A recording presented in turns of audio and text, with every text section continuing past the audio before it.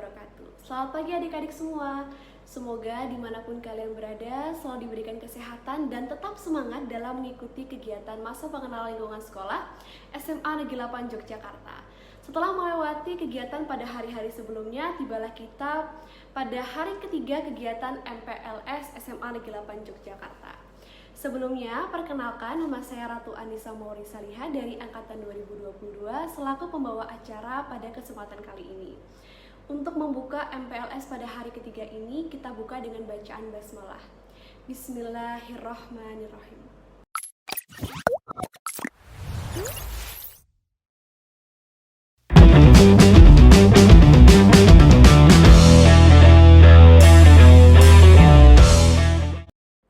Sebagai pembuka kegiatan MPLS hari ketiga ini, kita mulai dengan materi yang pertama, yaitu wawasan Wiyata Mandala, tertib dan budaya yang akan disampaikan oleh Ibu Sri Suyatmi SPD dan Bapak Sugeng Dani SPDI. Kepada yang terhormat Ibu Sri Suyatmi dan Bapak Sugeng Dani, waktu dan tempat kami persilakan. Simak baik-baik dan selamat menyaksikan.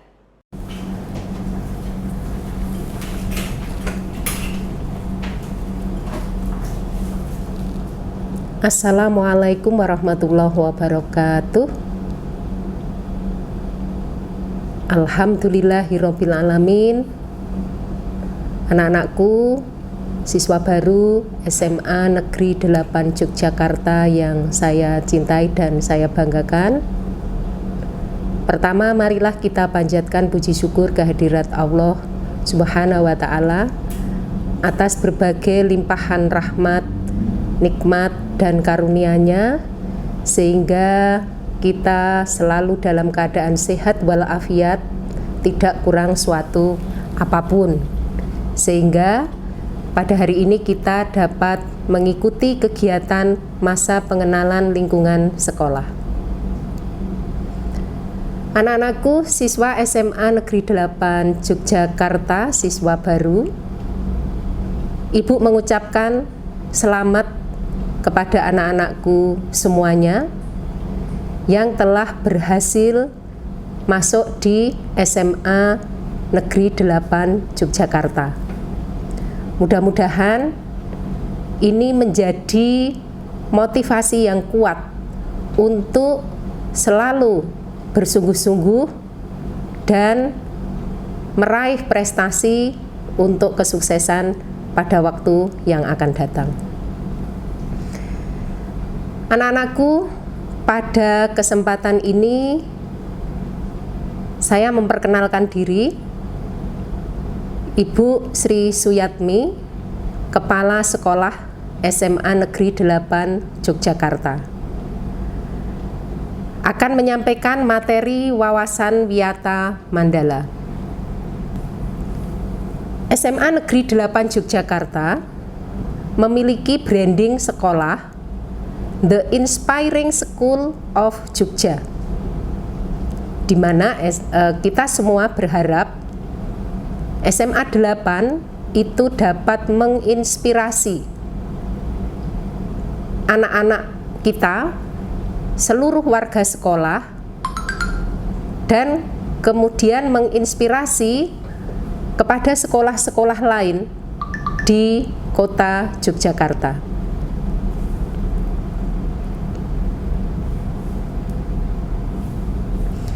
SMA Negeri 8 Yogyakarta sebagai lembaga pendidikan menengah memiliki visi mewujudkan sekolah unggul dalam prestasi, berbudaya, peduli lingkungan, mampu bersaing di tingkat global dengan berwawasan ilmu pengetahuan, teknologi, dan keimanan ketakwaan.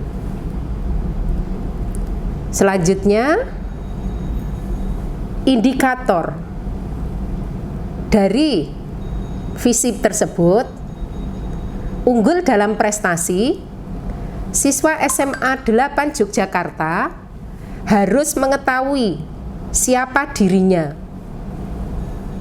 berpikir untuk masa depannya, punya rasa percaya diri, berpandangan terbuka, dan selalu belajar sepanjang hayat. Berbudaya, Siswa yang berbudi luhur, sopan santun, memiliki perasaan hati yang bersih, murni, dan mendalam. Indikator peduli lingkungan dicirikan siswa mencintai tanah air, selalu hidup bersih, sehat, peduli pada lingkungan hidup, dan tidak akan pernah merusak serta berusaha melestarikannya. Mampu bersaing global, berwawasan iptek dan imtak, dicirikan siswa menyadari kehidupan melingkupi seluruh dunia, siap untuk berkiprah, bermanfaat, memiliki peran penting untuk pengembangan diri, keilmuan, dan taat menjalankan agamanya. Untuk misi SMA 8 Yogyakarta, untuk meraih visi tersebut, SMA 8 Yogyakarta memiliki misi melaksanakan pembelajaran berbasis aktivitas dan karya siswa dengan mengintegrasikan pembelajaran dan penilaian HOTS, 4C, PPK, dan literasi.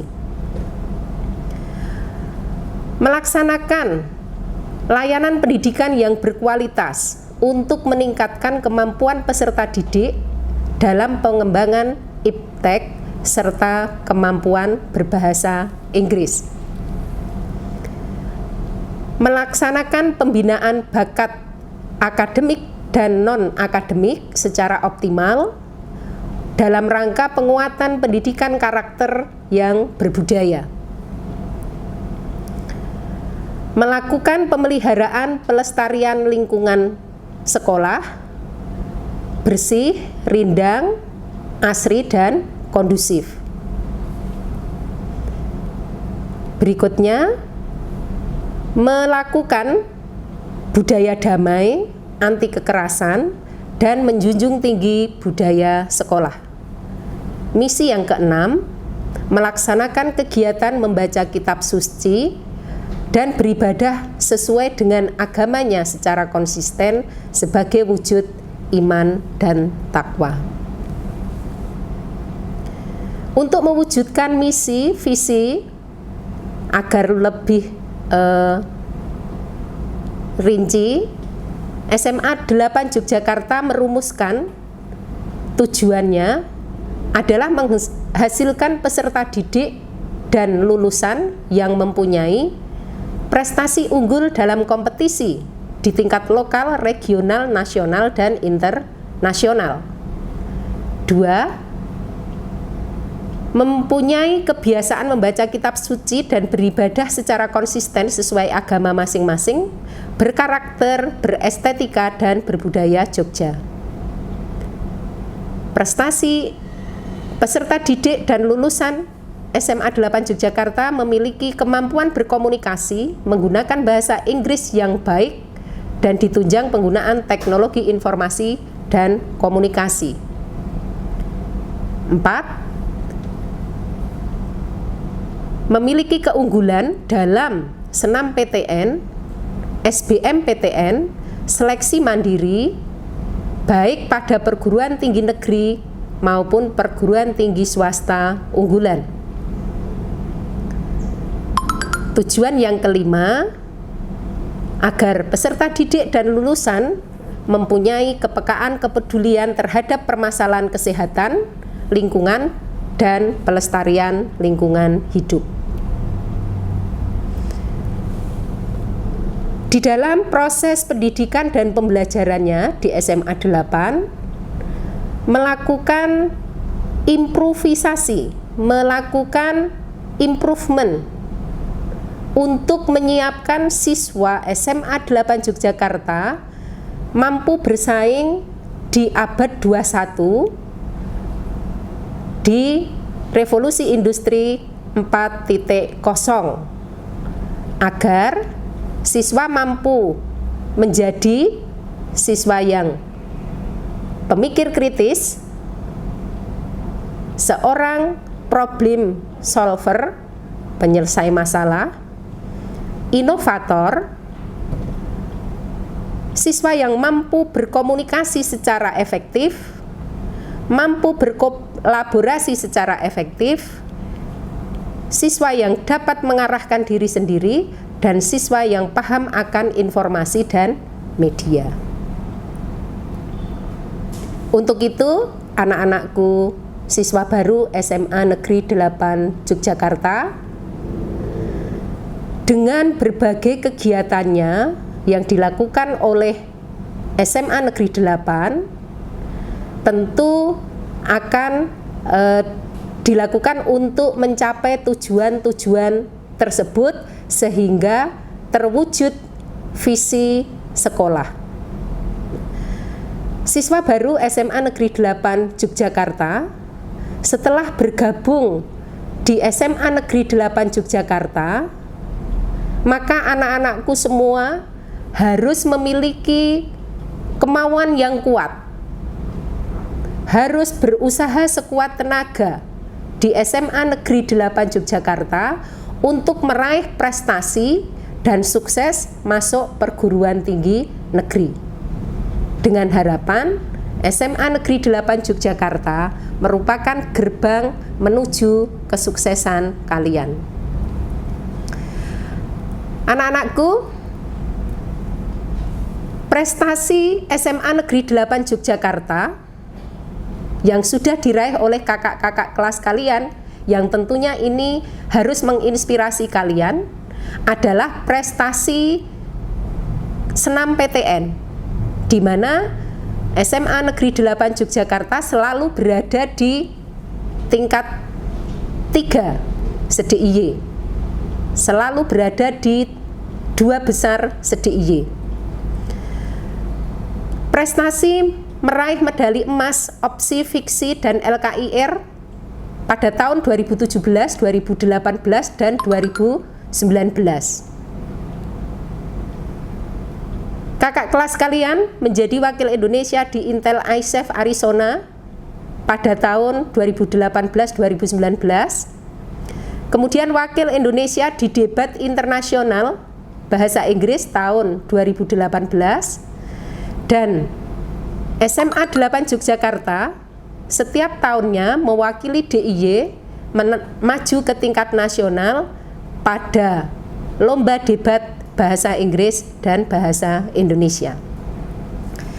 Untuk prestasi ujian nasional kakak kelas kalian, dikarenakan sudah tidak dilaksanakannya ujian nasional, maka prestasi yang digunakan mengukur keberhasilan sekolah berikutnya adalah prestasi masuk di perguruan tinggi negeri.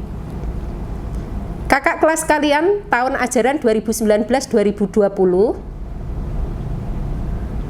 sejumlah 91% diterima di perguruan tinggi negeri, di mana dari 235 siswa yang di UGM adalah 189 siswa, sedangkan 46 lainnya di perguruan tinggi negeri lain, serta 22 siswa berada di sekolah kedinasan dan perguruan tinggi swasta favorit. Perlu kami sampaikan anak-anakku, untuk tahun ajaran 2020-2021 kakak kelas kalian yang baru lulus, saat ini sampai dengan tanggal 7 Juli tersisa tinggal 15,71% yang belum mendapatkan tempat studi, karena memang proses seleksi mandiri perguruan tinggi negeri belum berakhir, demikian juga sekolah kedinasan seleksinya juga belum berakhir. Untuk itu mohon doanya anak-anakku, untuk kakak kelas kalian 41 siswa, semoga dapat diterima di lembaga pendidikan tinggi yang dicita-citakan. Kemudian kakak kelas kalian yang lulus tahun kemarin memperoleh kejuaraan medali perunggu Olimpiade Geografi tingkat nasional. Anak-anakku siswa baru SMA Negeri 8 Yogyakarta, tentu semangat yang kuat untuk meraih kesuksesan di SMA 8 Yogyakarta itu diharapkan nanti anak-anakku menjadi siswa Dilayota yang hebat, yang memiliki akidah keimanan yang kuat sebagai insan yang beriman dan bertakwa. Kemudian untuk menjadi siswa yang hebat, maka ibadahnya harus terjaga sesuai dengan agama masing-masing. Memiliki akhlak yang baik, akhlak kepada sesama siswa, kepada bapak ibu guru, kepada orang tua, harus memiliki akhlak yang baik. Untuk menjadi siswa Dilayota yang hebat, harus menjadi orang yang mandiri, bertanggung jawab pada dirinya sendiri, tidak tergantung pada orang lain. Kemudian, siswa SMA Negeri 8 Yogyakarta memiliki kecerdasan yang sempurna, IQ, EQ, dan SQ. Kecerdasan intelektual, emosional, dan spiritual. Kemudian untuk menjadi siswa Dilayota hebat yang lain harus memiliki fisik yang tangguh, harus sehat. Karena dengan kesehatan anak-anakku dapat meraih segalanya. Hanya dengan kesehatan anakku bisa melakukan satu proses-proses untuk mencapai meraih cita-cita. Dan untuk menjadi siswa Dilayota yang hebat berikutnya, anak-anakku harus sungguh-sungguh serius di dalam melakukan apapun, tugas-tugas, kewajiban, baik itu kewajiban sekolah maupun kewajiban di dalam keluarga dan juga nanti di organisasi sekolah. Siswa Dilayota yang hebat juga harus memiliki sifat disiplin, tepat waktu, dan siswa Dilayota harus mampu memberi manfaat kepada orang lain. Karena sebaik-baik orang adalah orang yang mampu memberi manfaat kepada orang lain. Anak-anakku, Ibu berharap dengan bergabungnya kalian di SMA Negeri 8 Yogyakarta, dengan kesungguhan kalian mengikuti semua proses pendidikan, pembelajaran, mengikuti kegiatan-kegiatan sekolah, akan semakin meningkatkan keterampilan, pengetahuan, dan karakter anak-anakku semuanya. Dengan demikian, anak-anakku nanti akan menjadi generasi Indonesia emas dan menjadi penerus generasi Indonesia. Demikian anak-anakku yang dapat Ibu sampaikan.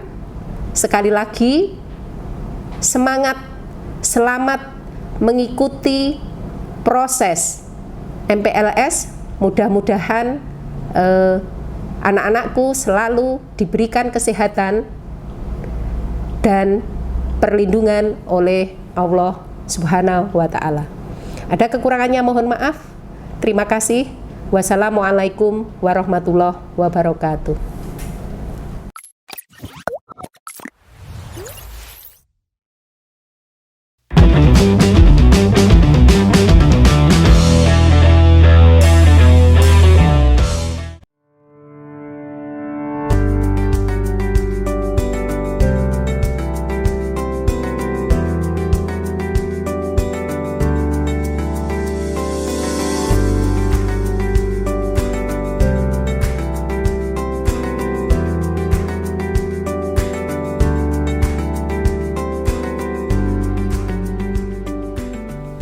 Assalamualaikum warahmatullahi wabarakatuh.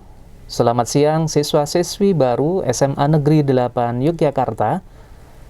Unggul dalam mutu, santun dalam perilaku, tiada hari tanpa prestasi.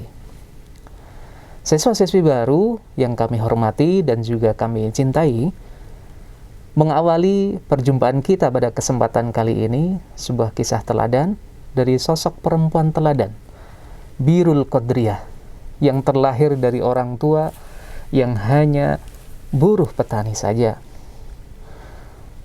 Birrul Qadriyah yang bercita-cita menjadi seorang dokter ataupun seorang guru, tidak pernah patah menyerah, patah arang untuk mengejar cita-citanya.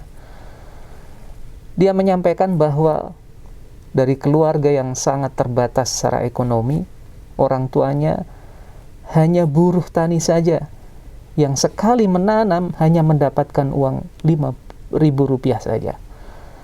Namun berkat kesungguhan, kegigihan dalam belajar, maka selepas dari SMA, dia mengikuti jalur bidik misi. Dan qadarullah, atas izin Allah Tuhan Yang Maha Esa, Mbak Qadriyah ini pun mendapatkan kesempatan untuk belajar di Fakultas Kedokteran Universitas Gadjah Mada. Teman-temanku semuanya, siswa-siswi baru SMA Negeri 8 Yogyakarta, ini adalah sekelumit kisah yang ada di sekitar kita.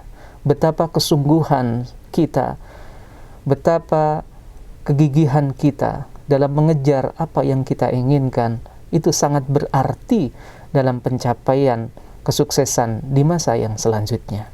Oleh karena itu, yang pertama yang ingin kami sampaikan, selamat keberhasilan Anda, kesuksesan Anda sudah menjadi siswa-siswi SMA Negeri 8 Yogyakarta. Tidak cukup hanya berbangga diri saja menjadi siswa-siswi SMA Negeri 8 Yogyakarta, tapi harus diikuti dengan kesungguhan yang lain, kesungguhan belajar, kesungguhan untuk selalu berperilaku yang lebih mulia, lebih baik, agar itu bisa menunjang keberhasilan, kesuksesan Anda di masa yang akan datang. Siswa-siswi SMA Negeri 8 Yogyakarta yang kami hormati, bicara tentang tata tertib, ada analogi sederhana yang sering kita jumpai dalam kehidupan kita sehari-hari. Bukankah kita sering menemukan kejadian, peristiwa di jalan raya gitu ya, bahwa masing-masing dari pengguna jalan, termasuk kita sebagai pengguna jalan, pasti memiliki keinginan yang bisa jadi sangat berbeda dengan pengguna jalan lagi yang lain. Ada yang berkeinginan ke sekolah, ada yang berkeinginan ke kantor, ada yang berkeinginan ke pasar, tempat kerja yang lain, dan seterusnya. Misalkan saja ini pengguna jalan ini melakukan tindakan sesuai yang dia inginkan, pengen cepat sampai di tempat tujuan, tanpa melihat kanan kiri, dan seterusnya. Apa yang terjadi? Di perempatan jalan misalnya, ada yang ingin terus, padahal dari pihak yang lain juga ingin terus. Maka yang terjadi ketika tidak mau memperhatikan kepentingan yang lain, tidak mau menghormati kepentingan yang lain, yang terjadi adalah tentu sesuatu yang bukannya memberikan kemudahan, kelancaran, kebaikan, tapi justru sebaliknya. Ini adalah analogi sederhana yang sering kita jumpai dalam kehidupan kita. Mengapa kita membutuhkan aturan? Pada dasarnya, aturan itu dibuat agar kita, manusia, bisa melakukan hak-haknya yang sudah Tuhan, Allah SWT berikan kepada kita, dan tentu saja dalam menjalankan hak itu tidak melanggar hak-hak orang lain, tidak saling menyakiti. Pendek kata, aturan ini agar menyelaraskan keharmonisan, kenyamanan, ketentraman hidup kita bersama dengan orang-orang yang ada di sekeliling kita. Nah, teman-teman, siswa-siswi baru SMA Negeri 8 Yogyakarta, apa sih alasan kenapa kita harus membutuhkan aturan itu? Setidaknya saya mencatat ada 5 hal yang harus kita jadikan pegangan. Kenapa kita harus ada aturan? Kalau tadi kita misalnya di jalanan, di jalan raya harus ada aturan agar tidak saling tabrak, tidak saling senggol, tidak saling menciderai dengan yang lain. Belum lagi jangankan di jalan raya gitu ya. Kita shopping, kita berbelanja saja, Ada aturannya. Nggak serta-merta kita bisa ngambil sesuka hati, ngambil pulang dan seterusnya. Tapi harus ngambil sesuai dengan misalnya apakah ada kadaluarsanya ataukah tidak, kalau yang muslim halal ataukah tidak. Itu pun nanti kalau mau bayar kasir harus antri dan seterusnya. Kalaupun bawa ke plastik, disarankan agar menggunakan yang tidak sekali pakai misalnya, dan seterusnya. Apalagi kita ya, sebagai manusia, sebagai human being. Alasannya apa? Yang pertama, setidaknya kita membutuhkan aturan itu agar hidup kita lebih teratur. Analogi sederhana tadi, misalnya di jalan raya. Tentu, agar perjalanan kita di jalan raya, di jalanan, itu semakin nyaman, aman, dan tentu saja selamat, sehingga memperlancar urusan kita sampai di tempat tujuan. Begitu juga dengan yang lain. Yang kedua, alasan manusia membutuhkan aturan itu tidak lain adalah adanya keamanan dan ketenteraman dalam kehidupan. Keamanan, seperti halnya kita tadi misalnya, di jalan raya, adanya aturan tata tertib di jalan raya agar aman, jauh dari kecelakaan dan seterusnya. Dan selanjutnya dalam hati jiwa kita tenang gitu ya. Tenang dalam artian tentram, tidak ada rasa khawatir, apalagi takut dan seterusnya. Itu yang penting. Sehingga kita bisa membawa diri kita secara fisik dan secara psikis itu jauh lebih enak, lebih mudah. Dan tentu saja harapannya adalah endingnya happy ending, bahagia. Menjalani sesuatu dengan penuh kebahagiaan, keceriaan. Dan tentu saja berakhir dengan kesuksesan. Yang ketiga, alasan kenapa manusia membutuhkan aturan adalah tidak ada yang tersakiti atau tidak ada saling menyakiti satu dengan yang lain. Ini ada aturannya. Sebagai contoh tadi misalnya sebagai pengguna jalan sajalah. Kalau ada aturan, tentu tidak ada satu pihak manapun yang dicederai, yang dilukai, yang dicelakai. Karena ketika seseorang melakukan hal tersebut, bukan hanya yang rugi, yang dicelakai, yang dicederai, tapi dirinya sendiri pun, dan seterusnya. Belum lagi urusan verbal, misalnya urusan perkataan, dan seterusnya. Tidak ada saling menyakiti satu dengan yang lain. Dengan aturan, kita bisa menjaga satu yang lain, itu terbebas dari saling menyakiti. Yang keempat, terciptanya kerukunan dalam kehidupan kita di masyarakat. Secara umum seperti itu. Kalau kita menghormati, mentaati aturan yang ada, tentu yang tercipta di antaranya adalah kerukunan, kebersamaan, saling menghormati, dan seterusnya. Dan yang terakhir, ketika kita mentaati aturan, adalah bahwa kita sebagai makhluk sosial tentu membutuhkan orang lain. Tidak bisa kita hidup sendiri. Misalnya di jalan raya sajalah misalnya. Ketika kita sedang mengalami misalnya bawa motor, ternyata habis bensinnya. Coba kalau kita lihat dengan budaya ketimuran. Banyak orang yang simpatik, yang peduli. Bertanya, ada apa gerangan? Kami bantu, ada yang beliin bensin, ada yang ikut dorong. Kalau itu misalnya pecah ban atau itu bocor bannya, ditunjukin tuh tempat bengkelnya. Masya Allah, luar biasa sekali. Ini bagian dari kita sebagai makhluk sosial, saling membantu, saling menghormati, saling menghargai satu dengan yang lain. Inilah pentingnya kita mentaati aturan dalam kehidupan kita bermasyarakat. Nah, siswa-siswi SMA Negeri 8 Yogyakarta, kita melihat bahwa dalam sekolah kita, meskipun teman-teman semuanya belum hadir secara fisik di sekolah yang kita cintai ini, setidaknya kita di sini juga memiliki warga sekolah. Kalau di jalan raya kita ada pengguna jalan, kalau kita misalnya di masyarakat ada tetangga, ada pengurus RT, RW, dan seterusnya. Kita di sekolah pun juga memiliki masyarakat di sekolah. Siapa warga sekolah itu? Tentu yang pertama, kalau secara hierarkinya, kita mendapatkan di sekolah kita ada kepala sekolah. Yang kedua, ada bapak ibu guru. Warga sekolah yang lain siapa? Ada Bapak Ibu karyawan. Dan yang lain misalnya kita menemukan tentu kalian, termasuk diantaranya adalah peserta didik. Belum lagi nanti ada yang terlibat secara insidental misalnya.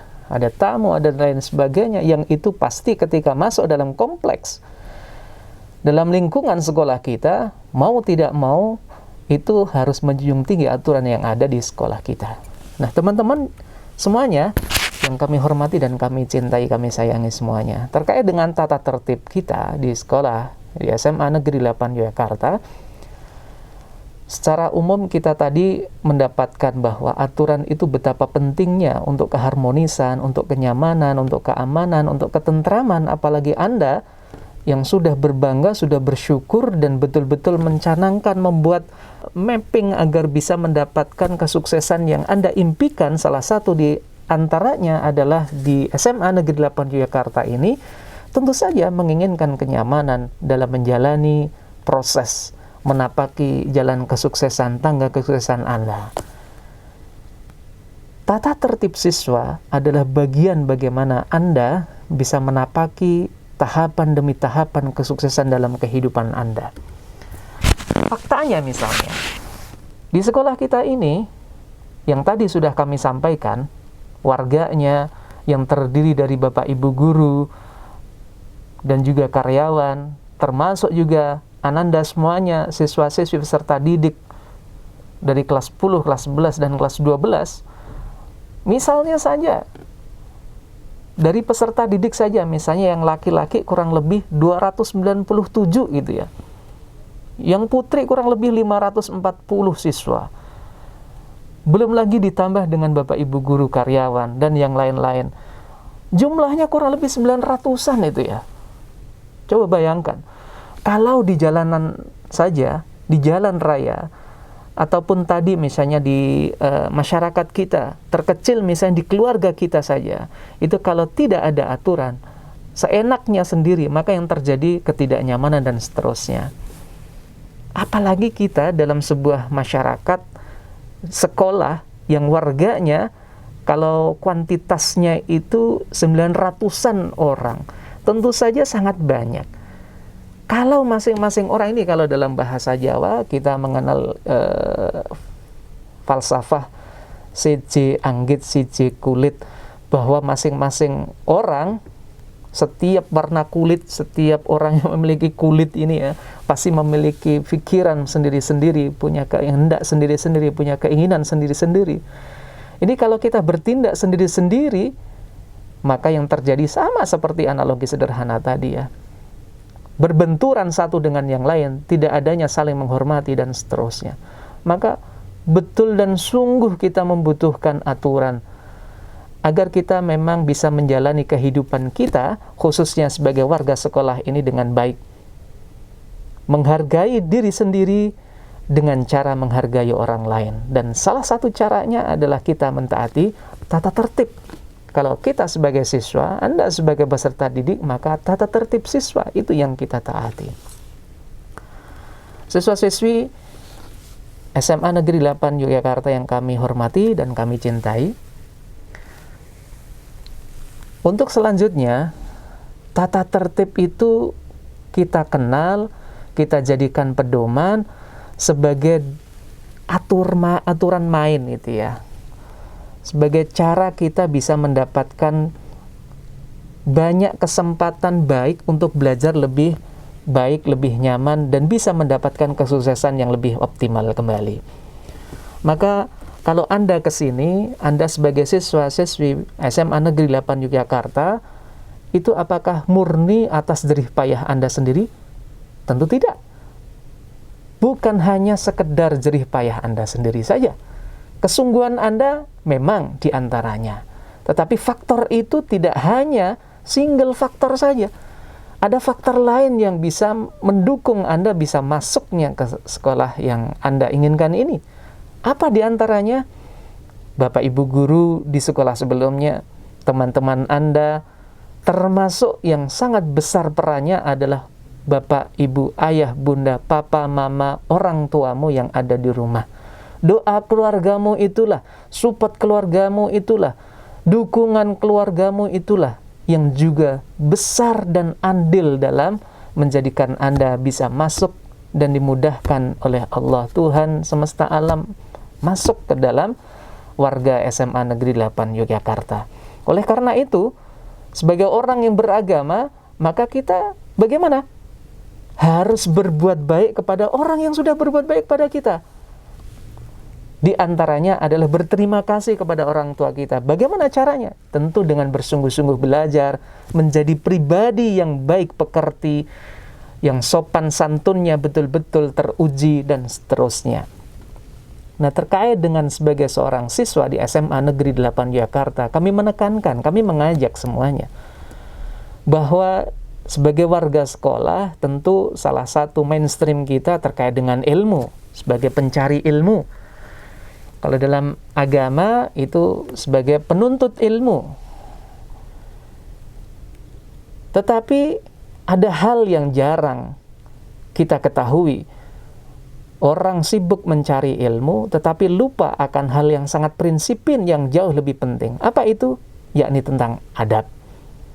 Meskipun kita sebagai penuntut ilmu, sebagai pelajar, pencari ilmu, kita harus tahu, kita harus ingat bahwa ilmu bukan segala-galanya, bukan yang prioritas, tetapi ada yang lebih penting dibandingkan dengan ilmu. Apa itu?